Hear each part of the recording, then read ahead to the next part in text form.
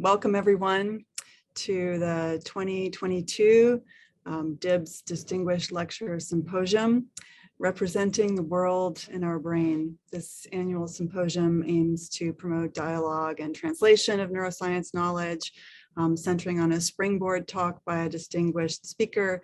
And this year we have a phenomenal lineup of talks, beginning with trainee lightning talks to start the day off. And our program will culminate in a talk by Dr. Marlene Behrman. So we'll start the day with, instead of a poster session, we've got trainees delivering their awesome findings at top speed.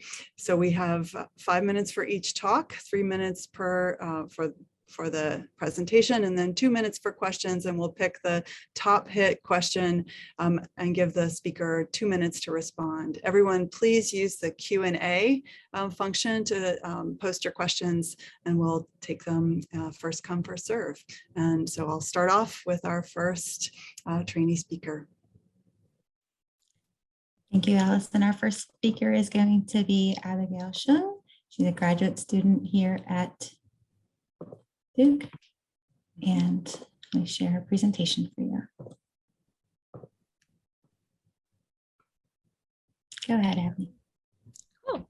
Can everyone hear me okay? I'm just gonna assume that you can. Well, hi, my name is Abby. I'm a 5th year graduate student, and today I'm going to talk with you about the motivational state of curiosity. And to do so, I'm going to pull from an example many of you might be familiar with. So let's see if this works. Oh, I don't know if I can advance this. Can you go to the top and request access? Oh, let's see.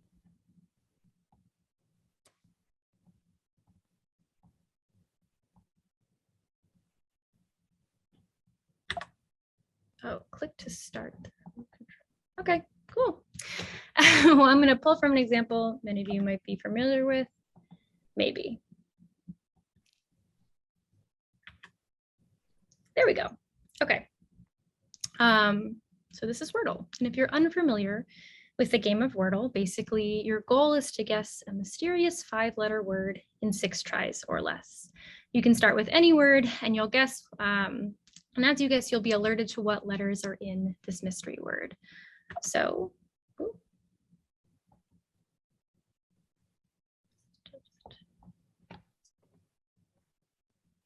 okay, maybe I'll use this. As you can see here. So let's say I'm in this spot and I'm really curious to know what this mystery word is. What would be my next move? Well, I could turn to Google and look up what the answer is. And this is exactly what theoretical accounts of curiosity would predict. So when curiosity is just viewed as a mechanism to reduce your uncertainty, it's assumed that when you're curious, you act to resolve that uncertainty immediately. And alternatively, and if you've played Wordle, this might resonate more, I could continue trying to guess the word, even if it prolongs my uncertainty. And this question of how curiosity guides choices of when to resolve uncertainty was the focus of this study. So since Wordle wasn't around when we ran this study, we created a different paradigm to address our question. In our study, participants watched single line drawings unfold over time. And as I watched these drawings, they periodically reported on their curiosity, some other subjective states, and they provided a guess as to what they thought the drawing would become. They were then given the choice. They could continue watching the video as is, or they could stop watching the video and move on to the next trial. And critically, we manipulated the outcome of stopping a video early between our participants. So in one group, stopping a video early resulted in no further information, while in the other group, stopping a video early jumped you to the end of that video. So you didn't actually have to wait to see what the drawing turned into. And after each video, participants answered some questions before moving on to the next trial. So again, our main question was to understand how curiosity guides choice of when to resolve uncertainty. For our forgo condition, we expected that curiosity would increase the likelihood of continuing to watch, since this was the only way to receive more information. Now for our jump to condition, we had 2 alternative hypotheses. One, similar to how you might experience Wordle, curiosity would increase the likelihood of continuing to watch a video, even if that means prolonging uncertainty. Or in line with theoretical accounts. Uh-oh, what happened? Sorry. Ooh. In line with theoretical accounts of curiosity, as curiosity would increase, the likelihood of continuing to watch a video would decrease. So you kind of want that immediate resolution the more curious you are. And what we see is that curiosity predicts increased likelihood of continuing to watch, even when the alternative is to receive the immediate answer. So much as like we play Wordle, we would rather continue engaging with information as it unfolds over just receiving the answer. And why might this matter? Well, we had 2 subsets of our participants complete separate memory tests for these videos, and we found that continuing to watch a video increased the likelihood of successful recognition across both the forego and jump to resolution conditions. And interestingly, we also saw that across both memory conditions, the more times people updated or changed their guess about what they thought the drawing would become, the more likely they were to remember the video later. So to summarize, when information is unfolding over time, curiosity directs behavior towards engaging with that information gathering process, even when that means enduring uncertainty for prolonged periods of time. And such prioritization can help explain why curiosity enhances learning outcomes. So thanks so much.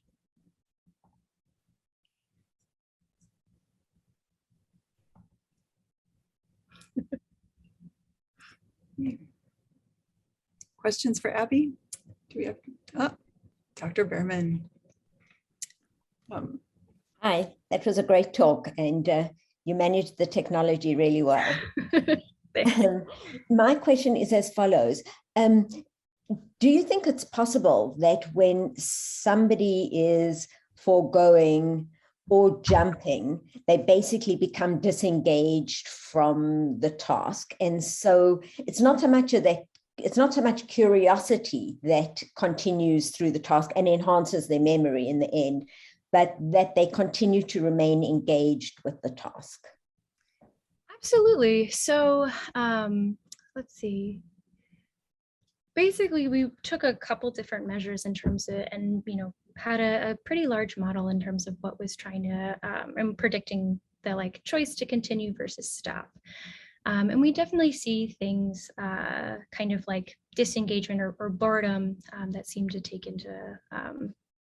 play a role here. There's also kind of the idea that, these videos that we've produced are pretty enjoyable to watch, maybe outside of curiosity. So they're pretty aesthetically pleasing as well. So we have taken some measures to kind of quantify the aesthetic experience of these videos and include them into the models. And curiosity still seems to be a significant predictor. So I think the reason that people are choosing to continue or to stop a video is definitely a decision that's made from a lot of different features and a lot of different factors.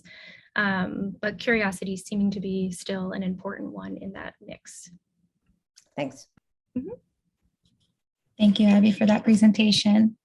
Next, we have Vijay Ramesh, who will be presenting his presentation entitled Orchestrating Gene Expression.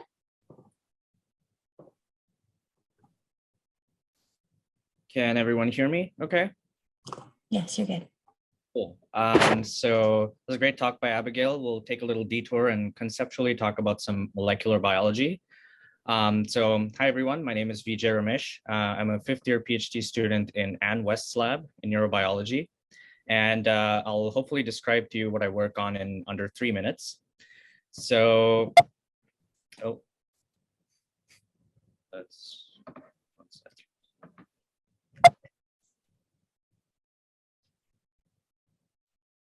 Do I have access? Yes, I do. Okay. So here's an orchestra, which is a group of highly trained individuals that are amazing at what they do. They've just gotten to the venue and are poised to start playing, but haven't just done that yet. So they have the potential to create something beautiful, but need some encouragement. Now, let's add a conductor into the mix who starts off the piece, make sure that the right instruments are being played at the right time. You don't want the trombones overshadowing everyone else. And you also want the violas to keep a low profile. Hope no one in the audience plays the viola. Once everyone is playing their part, and at the right time, a work of art is created, as shown here. Now, biology works in a very similar fashion. Let's start with the simple fact that all of the cells in your body have the same DNA. So now consider a cell with DNA that is yet to be processed or read in a particular way to perform a particular function. I think it's fair to say that the cell has great potential to do a lot of different things. So let's add a conductor into the mix, a biological conductor called a nucleosome.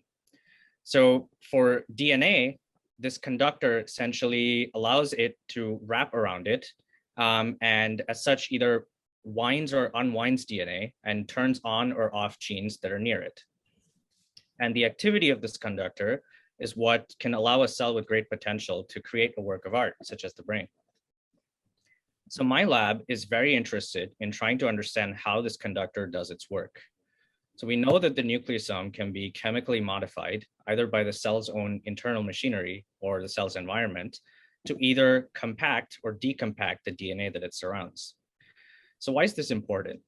It turns out there are known mutations that impact the activity of this conductor that lead to a variety of neurodevelopmental disorders, such as autism spectrum disorders, which is specifically what my lab is trying to actively investigate. And in doing so, we're trying to answer the question, can we conduct the conductor and as such ensure that the right genes are turned on or off at the right time? And with that, I will take any questions. Thank you. Okay. Questions from the audience, please use the Q&A so that we have a record in the transcript if you don't mind. Andres, we have one raised hand. Yeah, a really quick question. That was awesome. I have two quick points. One, I am a violist and we're the best. But two, I was going to ask, who currently conducts the conductor in this context? Yes, that's a great question. So I guess there's a lot of factors. There can be mutations that are kind of built in to a cell that can impact how the nucleosome does its function. Additionally, like I mentioned, the environment. So a lot of factors that modify the nucleosome are actually derived from metabolites that are a result of whatever you eat. So those are two, I guess, natural ways of conducting the conductor. In terms of sort of engineering the conductor to do different things, there's versions of the CRISPR-Cas9 technology that we work on or we work with in the lab. It's essentially a way to remove the nuclease capability of Cas9 and fuse it to like an enzyme that either lays down a modification or removes the modification. And as such, we can use guide RNAs and not to complicate things, but essentially it's a way to epigenomically edit or to sort of artificially induce or remove modifications from this conductor, so to speak, if that answers your question. Cool. Thank you, Vijay. Appreciate your presentation. Next up, we have Jacqueline Shu, who is a graduate student at Duke. She's going to be presenting her talk, Factors Predicting Timing of Referral, Diagnosis, and Intervention, Use for Toddlers After a Positive Autism Screen in Primary Care.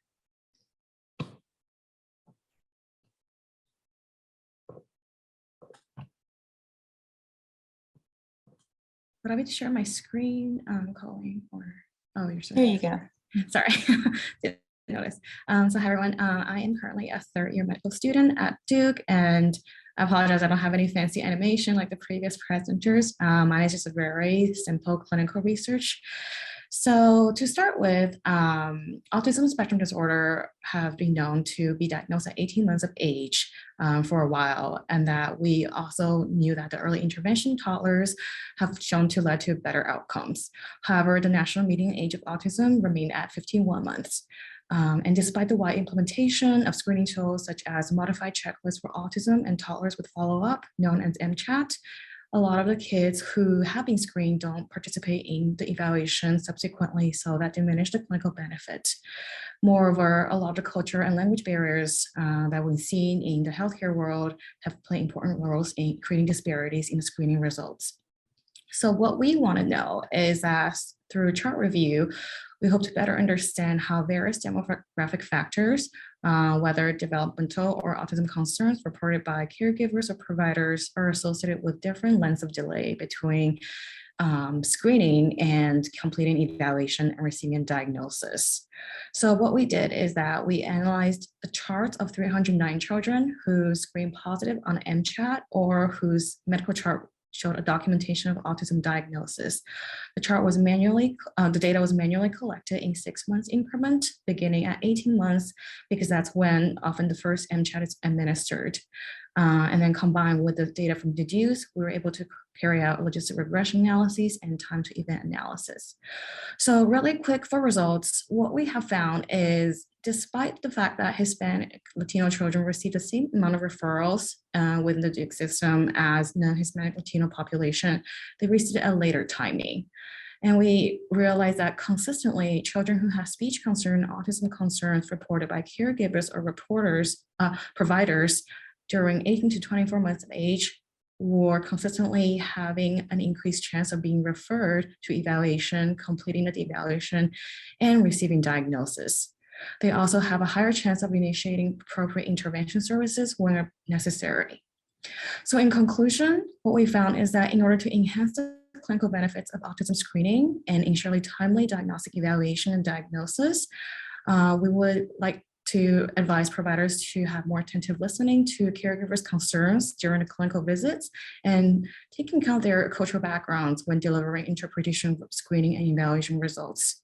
We would also like to encourage efforts to improve communication means between patients and providers, such as increasing availability of patient portals like MyChart in non-English languages and increase access to tailored educational resources. And that concludes my presentation. Thank you.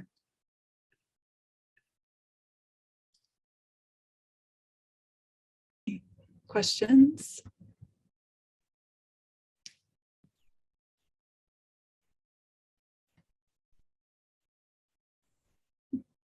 Well, thank you for making it so clear how clinicians can make use of the knowledge that you're producing. Do you think that there's anything that you'd like to highlight for the basic scientists in the audience? Yes, perhaps. I think when I read publications as a med student right now, I can understand a lot of the contents. And from clinical visits, it seems like a lot of parents do their own researches. And one common complaint I hear in clinic A lab is that it is very difficult for them to understand, the jargon of the research publications. So perhaps one thing, we could do in the future is to just simplify or maybe provide more websites that have resources using common languages to explain these concepts to parents or any caregivers. I think that would really close the gap between clinicians and the parents also. Yeah, and basic science and everyone else too, right? Yes. So, job for all of us. Okay, thanks so much. Thank you. Next, Colleen. Thank you, Jacqueline. Next, we have Melody Reese. Melody will be presenting as she's a postdoctoral fellow here at Duke. She's going to be presenting her talk, Pre-Birth Suppression as a Precursor to Birth Suppression and Postoperative Cognitive Decline.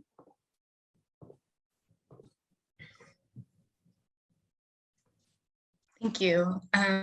Hello, I'm Melody, and as Colleen mentioned, I'm a postdoc in Dr. Miles Berger's lab in the Department of Anesthesiology. Before I begin, I would like to acknowledge both Soren and Harel for generating the algorithm and the figures that I will be discussing today. So to start, postoperative delirium is associated with poor outcomes such as long-term cognitive decline and Alzheimer's disease.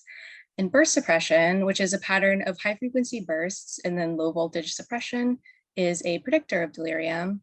Yet the rate of burst suppression is often lower than the rate of delirium. So we hypothesize that there is a precursor brain state to burst suppression called pre-burst suppression that may be a more sensitive predictor of delirium. So to investigate this precursor pattern, we analyzed data from 84 patients who were at least age 60, English speaking, and having a non-cardiac surgery. We recorded 32 channel EEG and used a 3D cam and a cam for delirium assessments. Our precursor pattern was calculated as follows. We identified all instances of burst suppression in all patients. Then for patients with at least 20 instances of burst suppression, we took the decibel power ratio of their total surgical case power divided by power in 1 second preceding burst suppression, and we called this pre-burst suppression. You can see the 1 second pre-burst suppression window in turquoise in the figure on the right. The average of this pre-burst suppression measure was used as a global threshold, the red line in the figure on the left, to calculate pre-burst suppression in patients who may not have instances of burst suppression from which to find this precursor pattern. And then for all patients, if their power ratio exceeded this global threshold at any given second, that second was counted as pre-burst suppression. So pre-burst suppression duration did significantly differ among patients with and without burst suppression, indicating that these are related neurophysiological patterns. Additionally, all patients had measurable pre-burst suppression, but fewer than half had measurable burst suppression, indicating that this precursor pattern is a more sensitive predictor of POD, meaning we may have more false positives for delirium, but we'll also have more true positives. Pre-burst suppression also differed by delirium status, although this finding became trend level after adjusting for covariates. However, the lower bound of the odds ratio for this suggests that a sample with a higher delirium incidence may show a meaningful relationship between our pre-burst suppression pattern and delirium. And thus, we believe our precursor pattern merits further investigation. Thank you.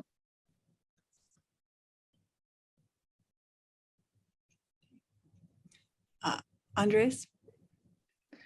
So I had two quick questions. One, have you all attempted to use a machine learning approach or anything like that to try and predict this later burst suppression, like for example, some sort of pre-suppression marker? And also, have y'all looked at the alpha band power by any chance? Because it looks like there's a small feature there. Yeah, both great questions. So we have not, for this project, we have not dived into the machine learning possibilities, but that is a good idea, maybe a good check of this pattern we found. And sorry, could you repeat your second question? I was just asking about if you'd look at specific Alpha. ability to predict from like alpha power or anything like. Yes, okay, yes. So alpha is actually well known in literature. It's in anesthesiology, has a strong association to delirium. So yes, good question. Yeah, you can see it often in the power spectrum.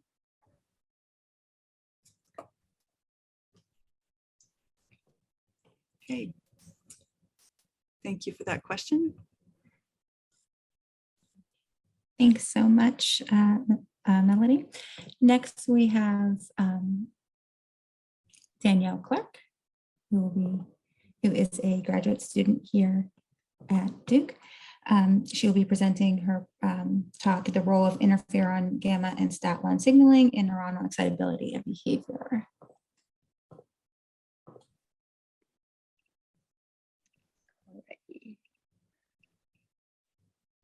Okay, so, sorry, let me just wait. I know it's a lot, but I'm gonna walk through it with my little laser pointer. Or can you guys see the arrow cursor?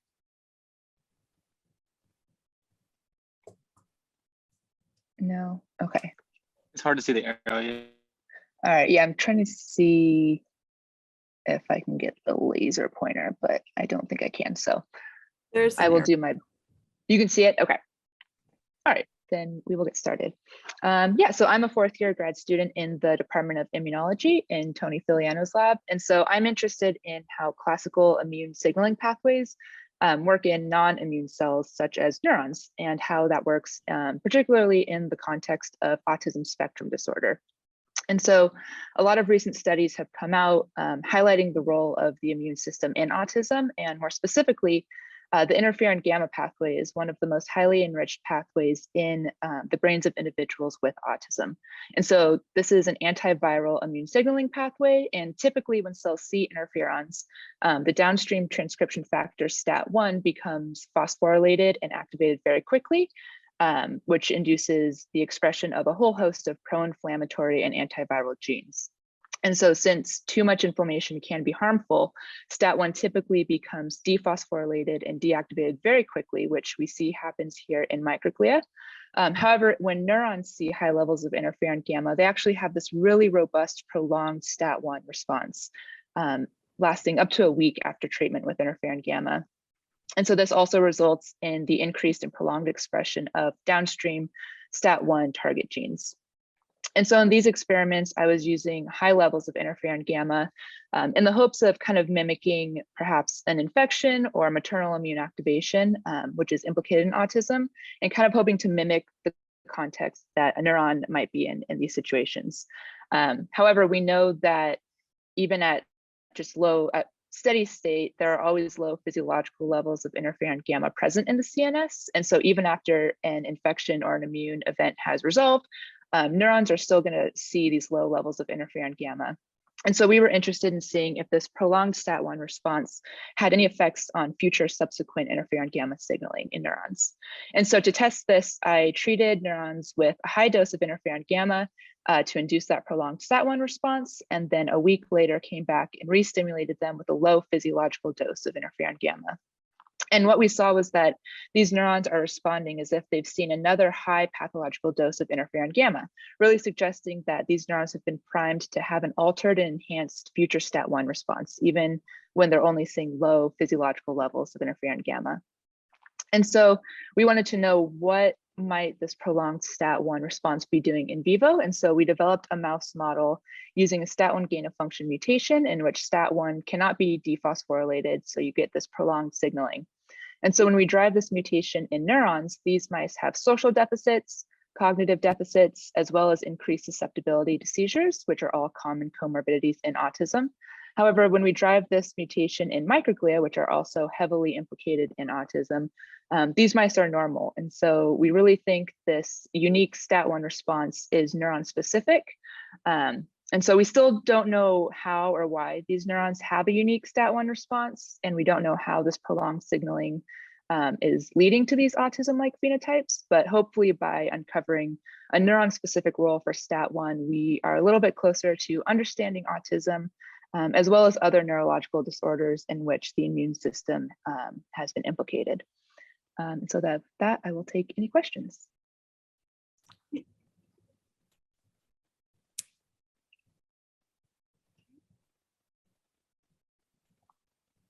Questions for Dr. Clark? Lindsay?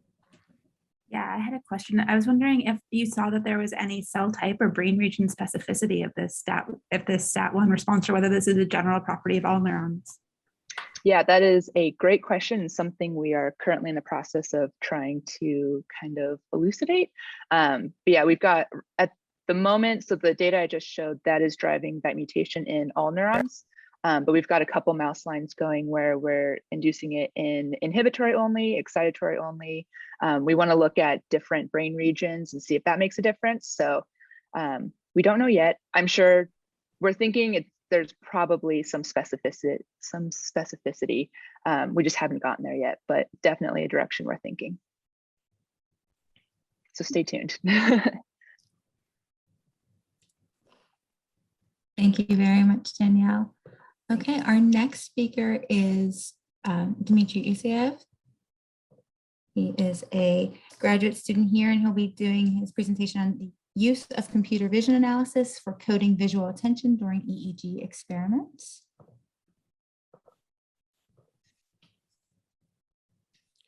Hello, my name is Dmitry Isayev, and I'm a fifth-year PhD student in the lab of Guillermo Sapira, and this is a joint work of our lab and the Duke Center for Autism. And this is the work about how we can use computer vision analysis to code visual attention during EEG experiments. In EEG experiments with visual stimuli, it is important to track visual attention to stimulus, such that periods where subject is not attending to the screen should be removed from the analysis.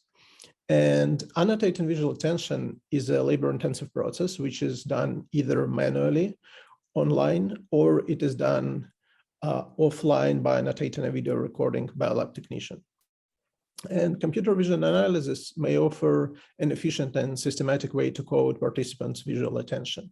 And we propose a technology that might allow to automatically detect time points where subjects are looking off the screen. And we tested it on 22 annotated videos, human annotated from children with ASD, and we compared human and computer vision coded attention on this sample. Via computer vision algorithms, we detected the landmarks on the face that allow to compute pitch, yaw, and roll of the head. And also via computer vision algorithms, we detected gaze X and gaze Y, which is a proxy of coordinate of a person's gaze when looking at the presentation screen. And together with pitch, yaw, and roll, we call it CVA metrics. Then we performed mixed linear model analysis to see associations between the CVA metrics and two binary manually annotated measures. First was the measure of head turn, and the second was the measure of gaze off screen. On 22 children, we achieved AUC of 0.95 for head turn and 0.9 for gaze off screen. And each of the computer vision predictors was significantly associated with the annotation label. So it gives us an initial proof of concept that these methods can be used in automatical visual attention detection. And our next steps are working on prediction of individual thresholds per subject for making a decision of whether the child is looking on or off screen on a per child basis. Thank you.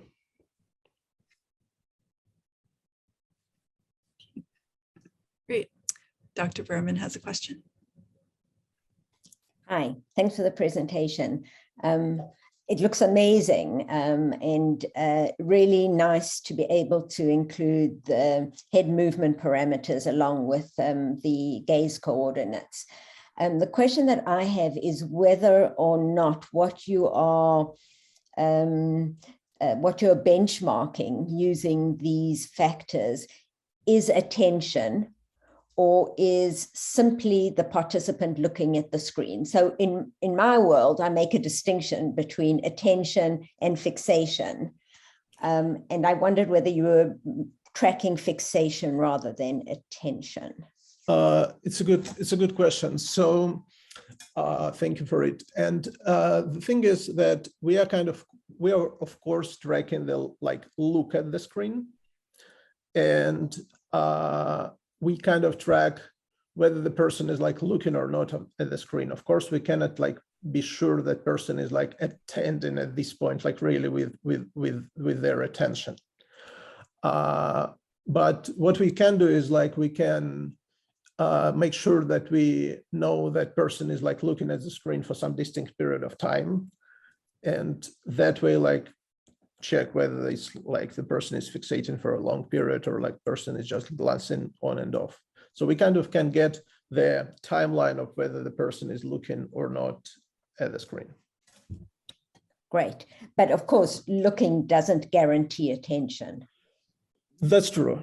I mean, it's a useful indicator, but yes, that's true. But in our case, for instance, in our experiments, the first filter that we do on the data is that we remove periods where person is not looking at the screen, because that way they just don't see the visual stimuli that is presented. Great, thanks. Great. Next up, Colleen. Next, we have Andras. He's a graduate student here at Duke, and he is going to be presenting Threading the Needle, Finding Depression's Hidden Weak Spot. Andras, give me one moment and I will spotlight you. Yeah, no worries. And I'll request that screen. Yeah, there we go. The options, request remote control. And it's been requested. All right. Awesome. So thank you again Again, my name is Andras. I'm an MD PhD student here at Duke. And without further ado, let's get started real quick. I'm going to start a timer. Let me put that on. Okay, cool. So transwarp beaming is equivalent to hitting one bullet with another bullet while blindfolded riding a horse. You're not in the wrong talk. You're not in the wrong session. I promise you, this is still a neuroscience talk. But I start with that quote to give a visual image, however humorous it might be, of what we're trying to do in the work that I focus on. And it's not. Can y'all see a horse? It's not loading. Oh, there you go. Okay, cool. Yes. And so for me, the large bullet to the top right-hand corner here is depression. As many of you are familiar with, depression is an incredibly difficult disorder to treat. It's very common in the population, and it presents many different ways for different people. The big challenge that we have in depression is that right now our major therapies involve essentially showering the brain in medication that leads to changes in the general neurochemistry. But this isn't effective for everyone. About 60% of patients that are actually treated with any of these standard therapies at first will not respond to them. And even after 4 trials of therapy, only about 30%, only about 60% of them will actually respond, with 33% of them going into remission. We're going into some sort of a continued depressive state. So how can we actually target this better? How do we understand what's going on here? There's been a lot of work to understand actually some of the anatomic targets that are involved in the depression phenotype, primarily looking at something called the subcallosal cingulum, which is a region, if you look right between your temples and close to the midline, you have one on each side. And they've initiated several trials, clinical trials, looking at deep brain stimulation of this region. And a lot of work that's gone into this has actually shown that there are several fiber bundles that are implicated in successful deep brain stimulation of the subcallosal cingulum. But the work that I've primarily done in my lab in the past 1.5 years has been looking and trying to understand the actual response, not just from stimulation, but from stimulation of specific fiber bundles. The reason we want to do that is because we know that there's a differential response when you treat and stimulate one versus the other. And what we've found is that if you stimulate, for example, this red bundle, the forceps minor, versus this yellow bundle, the cingulum bundle, you are actually activating 2 very different circuits. And one actually appears to be predominant over the other. These circuits have been identified primarily through high density 256 lead EEG. But what we're trying to show here and what we've identified is that there's not just one circuit, there's not just one specific place to look at, but there's actually several different circuits that are interacting within this process that we definitely need to learn a little bit more about. But what we have done in this pursuit in the past many years and in some of my graduate work has been taking off the blindfold and stepping down from the horse. Our next steps are actually identifying the circuits on a much more granular level using recording data from depth electrodes, as well as actually understanding what subpopulations within these areas are critical for remission from depression. So with that, I'll let you all come forward with questions.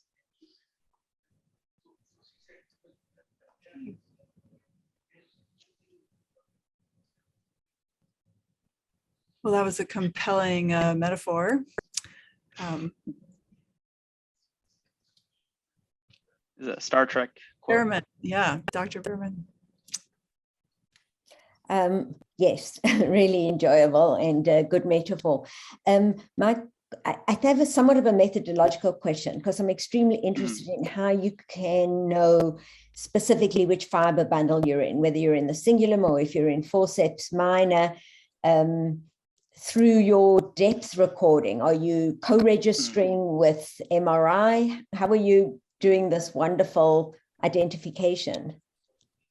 Yeah, so the answer to that, the reason it's not in here is because many people's work, but the bottom line is that when you have these patients, you do a preoperative MRI, a postoperative CT that localize the electrodes, you co-register them together, and always you aim, I mean, of course, avoid blood vessels in the neurosurgical procedure, but you aim for the confluence of all the fiber bundles to increase your possibility of getting as many as possible. That's been shown to actually increase effectiveness of this therapy. But primarily what you can do is by either selecting like more distal or proximal electrodes is you can isolate forceps or cingulum. It's not a perfect isolation, but we actually model that using a large finite element model, as well as a customized sort of axonal model for all these pathways. And then upon getting those, we design optimized parameter sets that we then use to stimulate patients in a recording studio and look at their affect, look at a lot of different factors when it comes to their responsiveness, as well as, of course, the 256 lead EEG. So Thanks. thank you. Okay, thank you for that. So now if we have, since we've given all of our presenters a fair shot, if we have leftover questions for people that are lingering, I'm opening the floor to general questions for any of the presenters.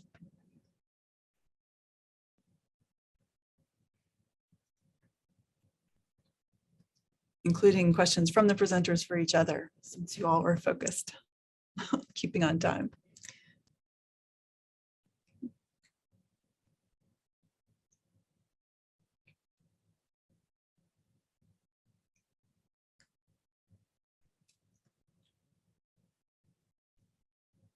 Okay, Dr. Behrman again. Well, there's a question in the chat that I thought I hope the person who wrote it doesn't mind if I read it out aloud, because it's a good question and it's a hard question. The question's from Dr. Jody Felt, and she said, any thoughts on how to measure visual attention or situation awareness in real world settings, sort of related to the work that Dmitry had shown us. They've used eye tracking glasses to measure fixation, but this is no guarantee that that these individuals are aware of the environment. It's measuring fixation, but not necessarily awareness or attention. Certainly in the real world, you know, when they are wandering around at home or in the community, I don't yet know how one would ensure that they are attending to salient and relevant information. I think in the lab, we have a little bit more of control on how to do it. And I think fixation, well, we know how to monitor fixation. So the question is whether if you're fixating centrally, somebody is perhaps attending more to the right or more to the left, or they are also attending centrally, because the eyes are not the perfect indicator of whether or not you're attending. So I think that I would probe, you know, from time to time, I would put a tiny white dot, something like Goldman perimetry, but a really small white dot somewhere around on the right or on the left, or at fixation, and see whether or not they are attending to the, you know, any of these possible locations. So it's almost like a secondary probe task that's going on occasionally, just to see where in fact they are attending. Because if they are not attending centrally and you put a small white dot in the center, they will not detect the onset of that dot either, even though it looks like their eyes are fixated. But great question.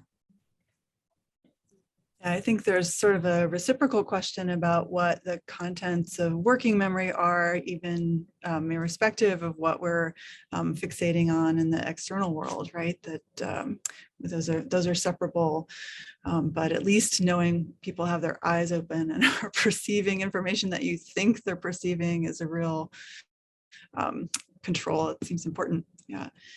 I think there was one more leftover question for one of our earlier speakers that didn't get articulated in the chat, but